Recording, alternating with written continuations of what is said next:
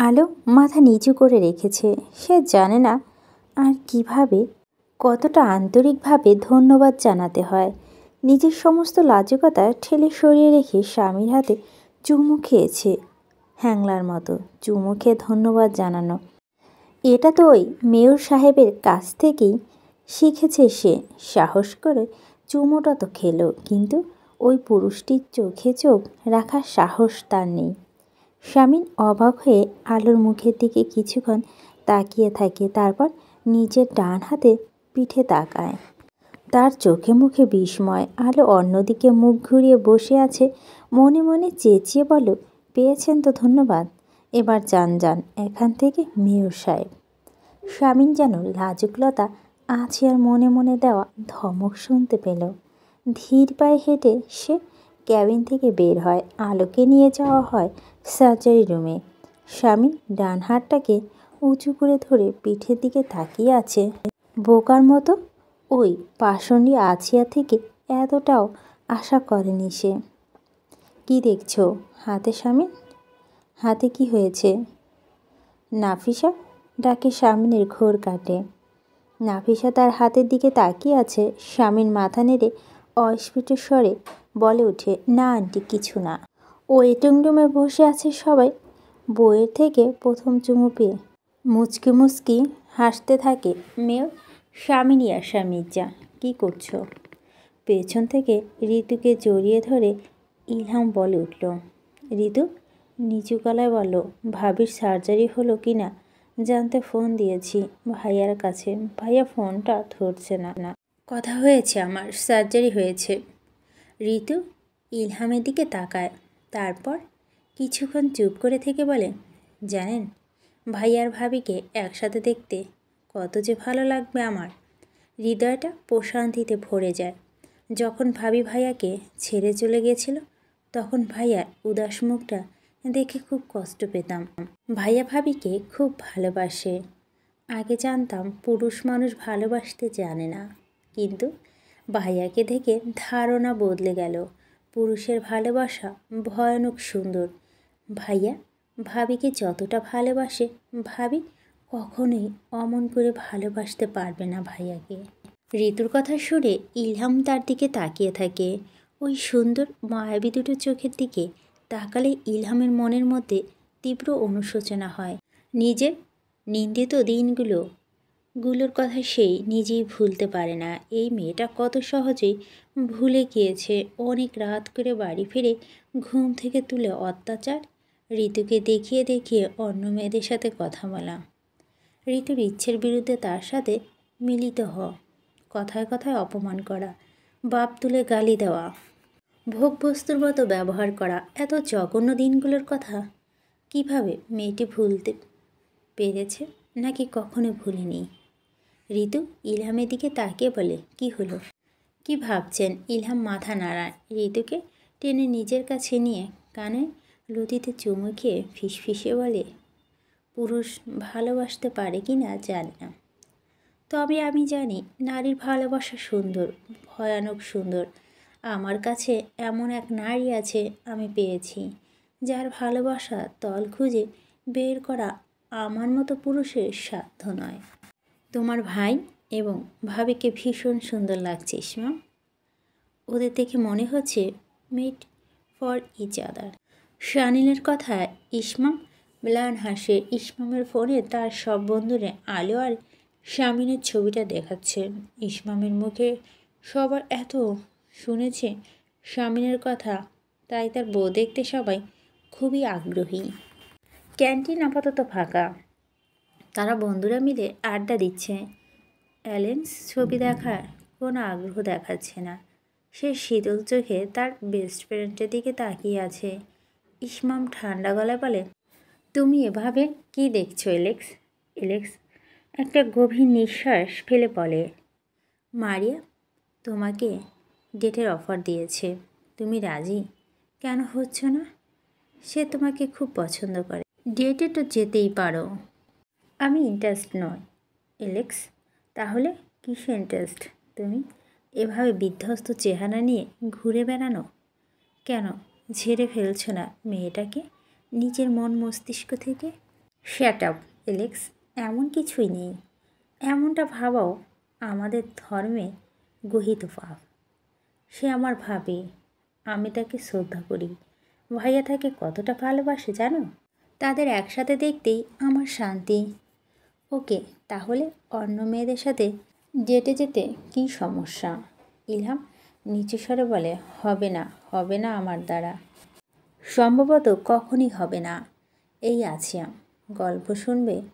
আলো পিটপিট করে তাকাচ্ছে। চোখের পাতা মেলে রাখতেই পারে না কয়েক মুহূর্ত বেশি। সামনে কয়েকজন মেয়র সাহেব, দুজন নাকি তিনজন। এতগুলো মেয়র সাহেবের নিয়ে সে কী করবে? একটা মেয়র সাহেবের জীবনটা তেজপাতা করে দিল। এতগুলো সে সামাল দিবে কিভাবে? শামিন ঝুঁকে আলোকে দেখছে। নিচু স্বরে বলে ওঠে, তুমি হাসছো কেন? মাথা কি পুরোপুরি নষ্ট হয়ে গিয়েছে? আলো ম্লান হেসে বলে, দেখছিলাম আমার সামনে তিনজন মেয়র সাহেব আর দুজন কোথায় গেল। শামিন একটা চেয়ার টেনে বসে। আলো ধীরে ধীরে চোখ মেলে তাকিয়ে থাকে শামিনের দিকে। আলো মাথায় হাত বুলিয়ে দিয়ে বলে, ভয় পেয়েছিলে? না। মৃদুস্বরে বলে ওঠে আলো। পরপর বলে, আপনি কিভাবে ঢুকলেন? 24 ঘন্টা আগে তো কেউ ঢুকতে পারে না। 24 ঘন্টা পেরিয়ে 25 ঘন্টা হতে চলছে মহারানী। আলো অবাক হয়ে যায়। শামিন বলতে থাকে, কোথাও কোনো অসুবিধা হচ্ছে? আলো মাথা নাড়ায়, তারপর বলে, ওই দাগগুলো আর দেখতে পাবো না তো? শামিন আলোর দিকে তাকিয়ে আছে, অনেকটা উৎকণ্ঠা মেয়েটার কণ্ঠে। বেশ ভুগিয়েছে ক্ষতগুলো, দাগগুলো। শামিন আলোর একটা হাত ধরে বলে, কিছুটা থেকে যাবে, তার জন্য নেক্সট ইয়ার আরও একবার আসবো ভাবছি। তবে যেটুকু পুনর্গঠন হয়েছে তাতে সেসব টিস্যু শক্ত হয়ে গিয়েছিল, তার স্বাভাবিক সঞ্চালন হবে। আলো চুপ করে থাকে, তারপর বলে উঠে, ওই নার্সটার সাথে কথা হয়েছিল? খুব সুন্দর করে কথা বলে, তাই না? আমার মতো গালিগালাজ করে না।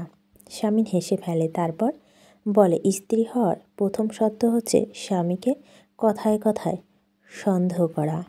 তুমি আমার উপযুক্ত স্ত্রী হতে পারবে আসিয়া, বুঝতে পেরেছি আমি। আলো ঠোঁট বাঁকিয়ে হাসে, তারপর বলে ওঠে, কি বলুন তো? পুরুষ মানুষকে বিশ্বাস নেই।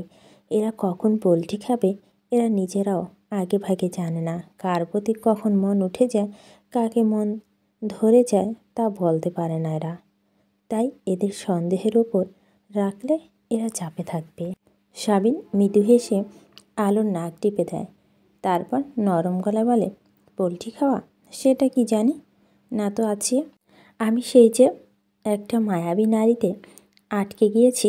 এখন আমার নিজে নিয়ে বেশ দুশ্চিন্তা হচ্ছে। তুমি আমার এমন হাল না করলেও পারতে।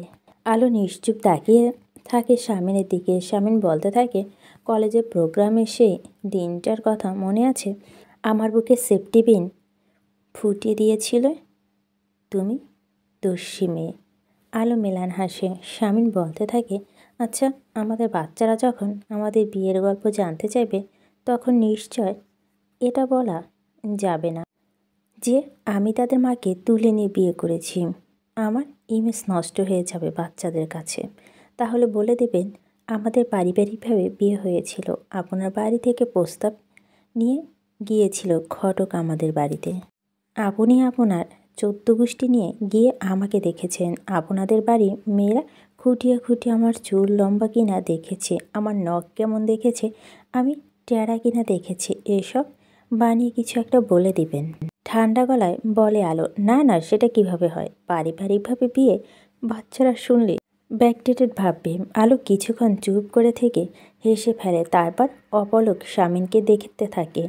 বাচ্চাদের কাছে কি জবাব দেবে ভেবে লোকটা ভীষণ দুশ্চিন্তায় পড়ে গিয়েছে। কি অদ্ভুত একটা লোক, কণ্ঠস্বর স্বাভাবিক রেখে। তাহলে মিথ্যে প্রেমের কাহিনী বলবেন? সেটা ঠিক বলছো, বলবো। তোমাকে প্রথম দেখায় আমি প্রেমে পড়ে গিয়েছি। কি ভীষণ মিষ্টি যে ছিলে তুমি, দিনরাত তোমাকে নিয়ে ভাবতাম। তারপর আমি একদিন তোমাকে অনেক ভদ্রভাবে প্রেমের প্রস্তাব দিই, আর তুমিও রাজি হয়ে যাও সাথে সাথে। এ পর্যন্ত বলে শামিন থেমে, তারপর বলতে থাকে, আমি আর বানাতে পারছি না গল্প। তুমি একটু হেল্প করো। আলো হাত দিয়ে মুখ চেপে হাসছে। হাত সরিয়ে জবাব দেয়, তাড়াহুড়া করতে হবে না, ধীরে সুস্থে বানান গল্প। আমাদের বাচ্চা নেই, এখন নেই, হতে কতক্ষণ? স্বাভাবিক গলায় প্রশ্ন করে শামিন। আলোর গাল লাল হয়ে যায় লজ্জায়। মুখ ঘুরে সে অন্যদিকে তাকিয়ে থাকে। লোকটা ভীষণ বাড়াবাড়ি করে। মুখে লাগাম নেই এই লোকটার। মাত্র 7 দিন হয়েছে আলো ক্লিনিকে ছিল। 2 দফা সার্জারি হয়েছে, অথচ তার কাছে মনে হচ্ছে কত বছর ধরে সে ওই মেডিসিন নেওয়া ক্যাবিনটাতে ছিল। মনটা পুরো বিষিয়ে উঠেছে। হোটেলে এই ঘরটা কিছুটা শান্তিনীড়ের ঘরটার মতো, একটা হোম সুইট হোম ফিল পাওয়া যায়। বিছানায় বসে আলো একটা লম্বা শ্বাস নেয়। শামিন আলোর ব্যাগপত্র জায়গা মতো রেখে তার দিকে ঘুরে তাকায়। আলো দৃষ্টি জানালার বাইরে দিয়ে রেখেছে। বাইরে প্রচুর বৃষ্টি হচ্ছে।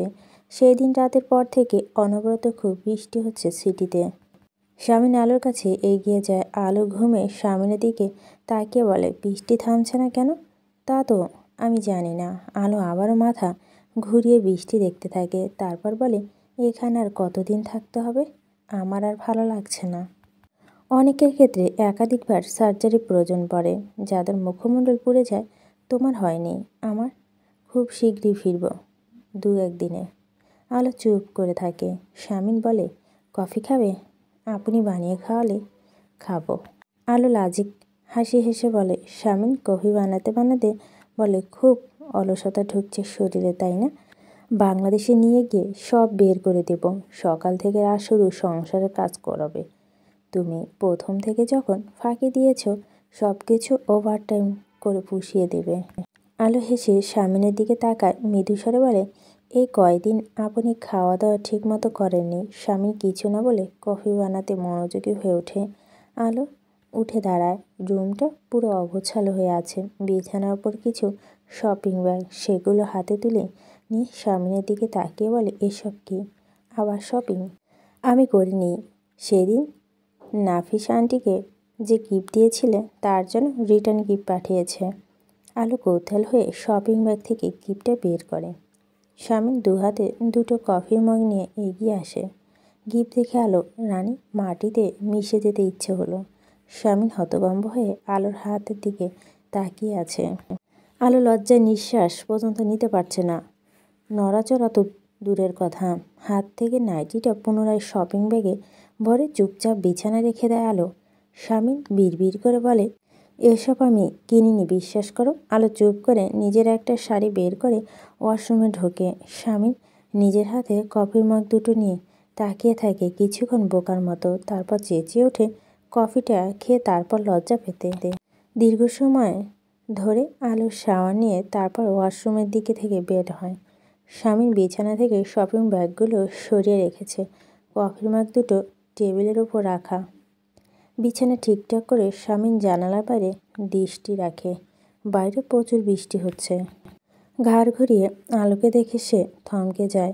হালকা গোলাপি রঙের শাড়িতে ভেজা চুলের লাজুক মুখটা বড্ড টানছে শামিনকে। আলো এক পলক কফির মগের দিকে তাকিয়ে নিচু গলায় শামিনকে বলে, নতুন করে বানিয়ে দেই? শামিন কোনো কথা বলে না, চুপচাপ আলোকে দেখছে। বাইরে বিদ্যুৎ চমকাচ্ছে। শামিন নিরসন মুখে সেদিকে তাকায়। কি সুন্দর, ভয়ঙ্কর রোমান্টিক আবহাওয়া। এটা হচ্ছে বউদের বুকে জড়িয়ে নেওয়া ঘুমানো আবহাওয়া। কিন্তু তাতে তার কি? ওই মেয়েটা তো ভুল করে তার বুকে আসে, সজ্ঞানে নয়। আলো ইলেকট্রিক কেটলিতে পানি ফুটতে দিয়ে চুপচাপ দাঁড়িয়ে আছে। হঠাৎ শামিনের মাথায় একটা দুষ্ট বুদ্ধি খেলে যায়। আজ ওই আছিয়া তাকে আবারও জড়িয়ে ধরবে। কিছুক্ষণ ঠোঁট টিপে হেসে নিয়ে বেশ শব্দ করে বলে উঠে, তেলাপোকা। আলো ঘুরে তাকায় শামিনের দিকে। শামিন ভাবল হয়তো এক্ষুনি আসিয়া এসে তার বুকে হুমড়ি খেয়ে পড়বে, কিন্তু সে ঘুরে বালি। আলো পা থেকে ঘরের পরা চপ্পল খুলে হাতে নিয়ে এদিক ওদিক তাকিয়ে বলে, কোথায় তেলাপোকা? শামিন আলোর দিকে বিরস মুখে তাকিয়ে আছে। আলো বলতে থাকে, কোথায় তেলাপোকা? কয়েক মুহূর্তের চুপ থেকে শামিন গম্ভীর কণ্ঠে বলে ওঠে, স্ত্রী হবার দ্বিতীয় শর্ত হলো তেলাপোকার কথা শুনে ছুটে এসে স্বামীকে জড়িয়ে ধরতে হয়, হাতে চপ্পল তুলে নিতে হয় না। আলো শামিনের দিকে তাকায়। সব বুঝতে পেরে হাত থেকে চপ্পল ফেলে দিয়ে মাথা নিচু করে দাঁড়িয়ে থাকে। স্বামী তার দিকে ধীরে ধীরে এগিয়ে যায়, মনে মনে বলতে থাকে, ওভাবে মাথা নিচু করে রাখো আছিয়া, আমার দিকে ভুলেও করেও তাকাও না। আমি ভয়ঙ্কর কিছু করে ফেলবো তবে, কোনো পবিত্র অপরাধ? আলো যেন স্বামীনের ব্যাকুলতা বুঝতে পেল। সে চোখ তুলে তাকায় না স্বামীনের দিকে। আলো অনেকটা কাছে গিয়ে স্বামীনে ফিসফিসিয়ে বলে উঠে, ভয় হচ্ছে? ভয় পাওয়ার কিছু নেই আছিয়া। আমাদের বাসর হবে বাংলাদেশে, আমাদের নিজের ঘরে, এই সিঙ্গাপুরে নয়। সব কিছু সাজিয়ে হবে আমাদের বাসর, আমার ঘরটাকে সাজিয়ে এবং আমার বউটাকেও। আলো চুপ করে দাঁড়িয়ে থেকে নিজের শাড়ির আঁচল চেপে ধরে রেখেছে। তার সামনে দাঁড়িয়ে আছে ছটপটে এক পুরুষটি। তাকে কথাগুলো শুনিয়ে লজ্জা দিয়ে মেরে ফেলার পরিকল্পনা করছে সম্ভবত। স্বামীন আলোর মুখের দিকে তাকিয়ে বলে ওঠে, চোখ নামিয়ে রাখো, চোখ তুলে তাকাবে না আজ। আলো চোখ নামিয়ে রাখে। স্বামীন কণ্ঠস্বর স্বাভাবিক রেখে বলে, একটা গান শোনাবে? আলো চুপ করে থাকে। স্বামীন ফিসফিসিয়ে গাইতে শুরু করে। আলো আবারও স্বামীনকে থামিয়ে দিয়ে নিচু স্বরে বলে, খুব বাজে গান করে আপনি। স্বামীন হেসে ফেলে। চুপচাপ আলোকে কিছুক্ষণ দেখে ইলেকট্রিক কেটলির সুইচ অফ করে রাখে। তারপর মৃদু স্বরে আলোকে বলে, কফি খেতে হবে না, চুপচাপ নিজের বিছানায় গিয়ে চাদর টেনে শুয়ে পড়ো। ভুল করেও আমার দিকে তাকাবে না, একদমই না। আলো বাধ্য মেয়ের মতো বিছানায় গিয়ে শুয়ে পড়ে। ওপাশ ফিরে গায়ে চাদর টেনে কিছুক্ষণ চুপ করে দাঁড়িয়ে থেকে স্বামীন বিরক্ত ভঙ্গিতে জানালার দিকে তাকায়। এই বৃষ্টি শেষ হচ্ছে না কেন? অদ্ভুত, ওই মেয়েটা আপনার দিকে তাকিয়ে আছে কেন? স্বামীন ম্যাগাজিন থেকে চোখ তুলে আলোর দিকে তাকায়। কয়েক মুহূর্তে তাকিয়ে থেকে ঠান্ডা গলায় বলে, স্ত্রী হওয়ার তৃতীয় সত্য হচ্ছে বোকা বোকা কথা বলে স্বামীর মাথা খুলি গরম করে দেওয়া, যেটা তুমি খুব ভালোভাবেই করতে জানো। ওই মেয়েটা আমার দিকে কেন তাকিয়েছে, কেন, তা আমি কি করে জানবো? ওকে জিজ্ঞেস করো। আলো মুখ ভার করে ফেলে। স্বামীর ম্যাগাজিনে রেখে আলোর দিকে তাকিয়ে বলে, কি হয়েছে, সমস্যা কোথায়, মুখ ভার করে ফেলেছ কেন? আলো ঠান্ডা গলায় জবাব দেয়, স্ত্রী হওয়া চতুর্থ সত্য হচ্ছে স্বামীকে ধমক দিয়ে কথা বলাবে, তার সাথে আর কথা না বলা, যেটা আমি অনেক ভালো করে করতে পারি, দেখবেন। স্বামীন হেসে ফেলে। আলোর হাত মুঠো করে ধরে বলে, না, দেখতে চাই না, মাফ করুন। আচ্ছা বলছি, ওই মেয়েটা আমার দিকে ওভাবে কেন তাকিয়ে আছে? আসলে ও আমার প্রাক্তন, তাই আমাকে দেখে ওর পুরনো দিনের কথা সব মনে পড়ে গিয়েছে। আলো সামনে থেকে হাত ছাড়িয়ে নিয়ে তার দিকে তাকিয়ে থাকে। স্বামীন হাসতে থাকে। কিছুক্ষণ চুপ করে থেকে বলে, স্ত্রী হওয়া পঞ্চম সত্য হচ্ছে স্বামী যখন চুপ করে থাকতে বলবে, স্ত্রী তো এখন চুপ করে থাকবে। এখন তুমিও চুপ করে থাকো। প্লেনে ওঠার পর থেকে আজগুবি সব প্রশ্ন করেই যাচ্ছ, এখন থামো, আমরা একটু পর বাংলাদেশে পৌঁছে যাব। ঘরে ঢুকে আলো চারদিক ভালো করে দেখতে থাকে। ঘরটা আজ অন্যরকম লাগছে। নতুন রং করানো হয়েছে, আসবাবপত্র এদিক সেদিক করা হয়েছে। ঈশিতা পেছন থেকে বলে, দেখছো কীভাবে? আলো মাথা ঘুরিয়ে বলে, ঘরটা এমন রং করা হয়েছে কেন? আগের রংটা তো একেবারেই নতুন ছিল। কি জানি, ভাইয়া ফোন করে মেজো ভাইয়াকে বলেছে ঘরটা রং করিয়ে রাখতে। আলো অবাক হয়ে সব কিছু দেখতে থাকে। আগে তো বেশ ভালো লাগছিল ঘরটা। নিজের জিনিসপত্র গুছিয়ে রাখতে রাখতে ঈশিতাকে বলে, তোমার গিফট পছন্দ হয়েছে? ঈশিতা মাথা নাড়ায়। আলো নিচু স্বরে বলে ওঠে, তোমার ভাইয়া কোথায় গিয়েছিলে? বাড়িতে ঢুকে 5 মিনিটও বসলেন না। ভাইয়া কোথায় গিয়েছে এটা এখন আমার কাছে জিজ্ঞেস করতে হচ্ছে কেন? উল্টো আমারই তো তোমাকে জিজ্ঞেস করার কথা, ভাইয়া কোথায় গিয়েছে। আলো চুপ করে থাকে। ঈশিতা বলে, ভাইয়া পার্টি মিটিংয়ে গিয়েছে, জরুরি আলোচনায়। দুপুরে ফিরবেন না? সেটা তো জানি না, তুমি জিজ্ঞেস করো। আমি? হ্যাঁ তুমি। আলোর দিকে তাকিয়ে কথাটা বলে ঈশিতা। আবারও বলতে থাকে, অনেক তো ভাইয়ার পরীক্ষা নিলে, এখন তুমি পরীক্ষা দাও, তুমি বউ হিসেবে কতটা উপযুক্ত। আলো লাজুক মুখটা নামিয়ে রাখে। ঈশিতা আলোর ফোন থেকে স্বামীনের নাম্বার ডায়াল করে বলে, এই নাও, কথা বলো। দুবার রিং হতেই স্বামীন ফোনটা রিসিভ করে গম্ভীর কণ্ঠে বলে, বলো। কোথায় আপনি? মিটিংয়ে। দুপুরে ফিরবেন না? না, রাতে ফিরবো। দুপুরে এখানেই খাবো, বিকেলে প্রেস ক্লাবে যেতে হবে, রাতেও সম্ভবত খেয়ে আসবো। আলো কি বলবে আর বুঝতে পারছে না, তার মাথায় আসছে না। ঈশিতা আলোর কানের কাছে মুখ নিয়ে ফিসফিসে বলে, ভাইয়াকে বলো আমি আপনাকে খুব মিস করছি, আমার মনটা কেমন করছে। আলো ঈশিতাকে চোখ রাঙানি দেয়। ঈশিতা মুখে ওড়না চেপে হাসছে। শামিন আলোর ফোন পেয়ে অসম্ভব খুশি হয়েছে, কিন্তু অনেক সিনিয়র পার্সন আশেপাশে রয়েছে, তাই একটু ভালো করে কথা বলতে পারছে না, শুধু মুখে হুঁ হাঁ করে যাচ্ছে। আলো বলতে থাকে, ঈশিতা আপু আপনাকে তাড়াতাড়ি বাড়িতে আসতে বলেছে, একসাথে ক্রিকেট ম্যাচ দেখবে। আর তুমি তুমি তাড়াতাড়ি বাড়ি ফিরতে বলবে না? শামিন জানতে চায়। আলো ঠান্ডা গলায় বলে, না, আমি তো ক্রিকেট খেলা দেখি না। শামিন একটা দীর্ঘশ্বাস ছেড়ে বলে, ঠিক আছে, তোমার ঈশিতা আপুকে বলে দিও আমি তাড়াতাড়ি বাড়ি ফিরবো। আর তোমার ঈশিতা আপুর বড় ভাবিকে বলে দিও সে যেন গোলাপি রঙের শাড়িটা পরে থাকে। আলোর মুখটা লাল হয়ে যায় লজ্জায়। ঈশিতা আর চোখে তাকিয়ে বলে, কি বলছে ভাইয়া, আই লাভ ইউ বলেছে? আলো মাথা নাড়ায়, তাহলে বলা যাবে না, অস্ফুট স্বরে বলে আলো।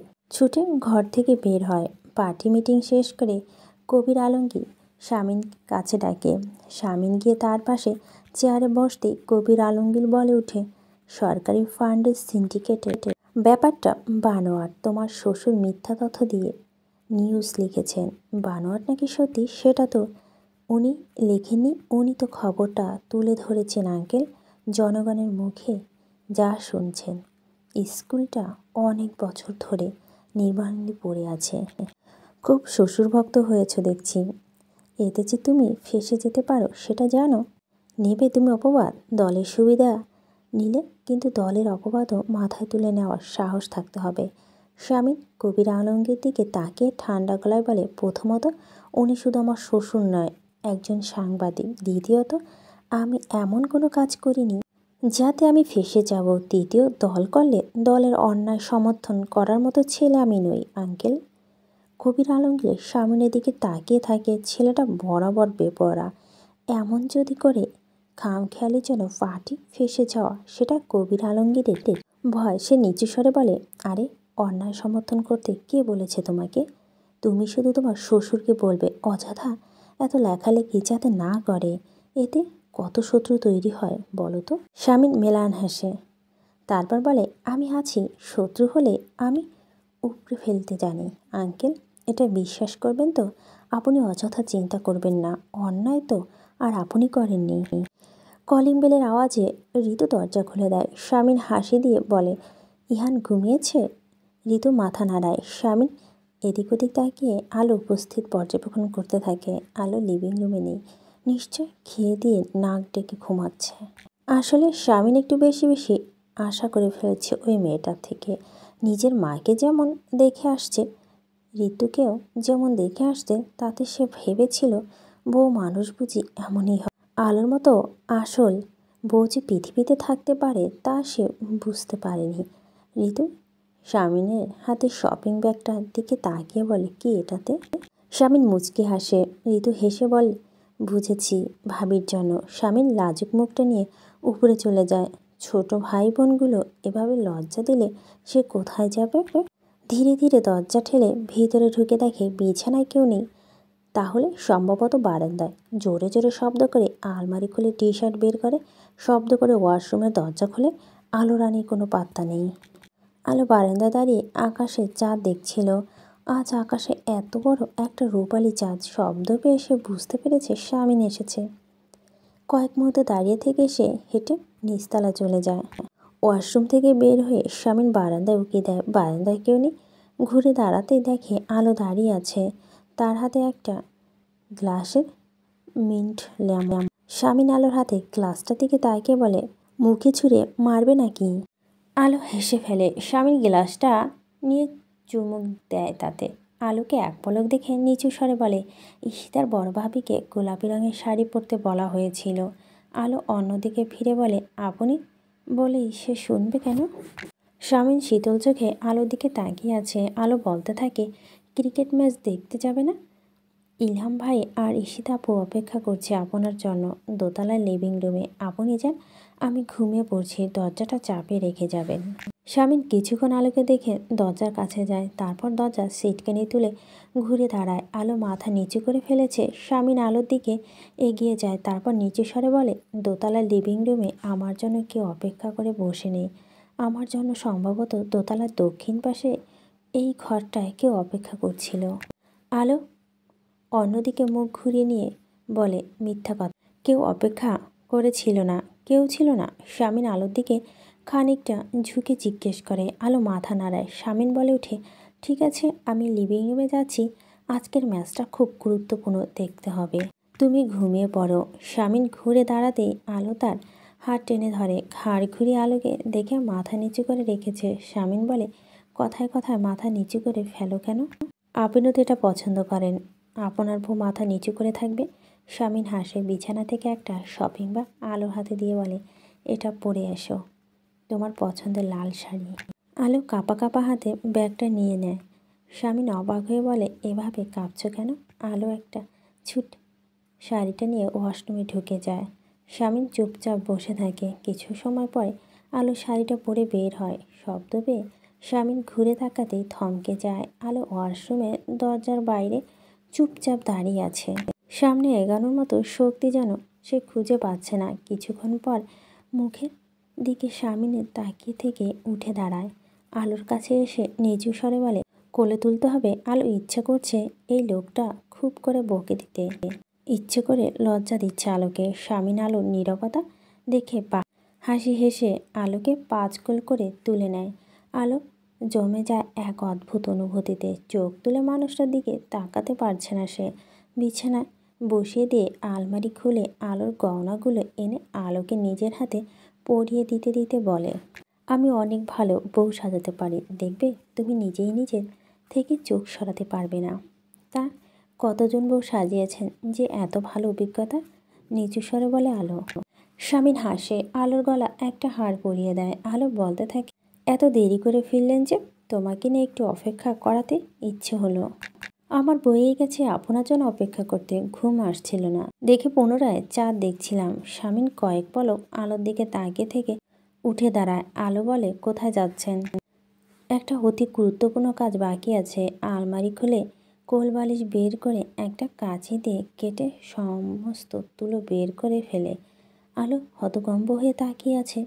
ক্ষণবাদে বলে ওঠে, এসব কি করছেন? মাথা ঠিক আছে আপনার? তুমি বুঝবে না, এটা আমার জীবনের চরম শত্রু। স্বামী ইয়াসা মির্জার শত্রু শেষ রাখে না। এটাকে কেটে টুকরো টুকরো করার মতো আমার অনেক দিনের ইচ্ছা আছে, তুমি বাধা দিও না।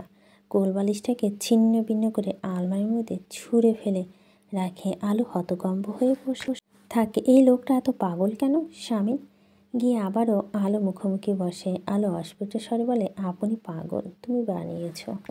মুগ্ধ চোখে আলোকে দেখতে থাকে শামিন। আলো নিচু স্বরে বলে, আজকের চাটা খুব সুন্দর, দেখবেন?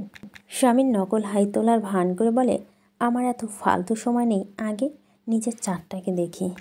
আলো অন্যদিকে মুখ ঘুরিয়ে নেয়। স্বামী দীর্ঘ সময় তাকিয়ে থেকে একটা দীর্ঘশ্বাস ছেড়ে বলে, এতটা সুন্দর না হলে পারতে, আমার বুকে যন্ত্রণা হচ্ছে খুব। আলো মাথা নিচু করে ফেলে। স্বামী আলোর হাত টেনে নিজের কাছে হাতে চুমো খায়। যত সময় যাচ্ছে আলোর হৃদয় স্পন্দ বেড়ে যাচ্ছে। ভয় হচ্ছে খুব পানি তৃষ্ণা পাচ্ছে।